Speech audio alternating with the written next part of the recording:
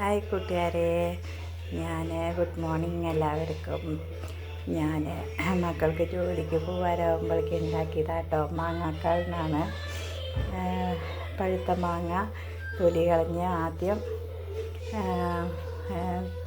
പാത്രത്തിലിട്ട് വേവിച്ച് വെന്തോന്ന് കാണുമ്പോൾ അതിലേക്ക് ഇച്ചിരി തേങ്ങയും ജീരകവും മുളക് പൊടി, മഞ്ഞൾപ്പൊടി, ഇത്തിരി തൈര് കൂടി ഇട്ടിട്ട് അരച്ചു. ഒരു നുള്ളു കടുക് ഇട്ടിട്ട് അരച്ചു. എന്നിട്ട് അതിൽ ഈ മാങ്ങ വെന്തോന്ന് അറിഞ്ഞപ്പോൾ അതിലേക്ക് ഈ ചേരുവ ചേർത്തി. എന്നിട്ട് അത്യാവശ്യം ഒരു കുഴമ്പ് രൂപത്തിലാക്കി. എന്നിട്ട് വാങ്ങി വെച്ചിട്ട് കടുക്, ഉഴുന്ന് പരിപ്പ്, ഒരു നുള്ളു ഉലുവ, കറുവേപ്പില, ചുവന്ന മുളക് എല്ലാം കൂടി ഇട്ടിട്ട് ഒരു വറവിട്ടു. പിന്നെ ഒരു ഐറ്റംസ് പറയണേ, ഞാനെപ്പോഴും ചട്ടിയിലാണ് സാമ്പാർ വയ്ക്കുക.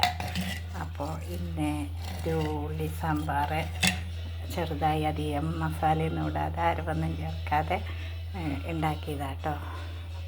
കുട്ടികൾക്ക് പോകുമ്പോഴേക്കും ഉണ്ടാക്കി വെച്ചതാണ് കാലത്ത്.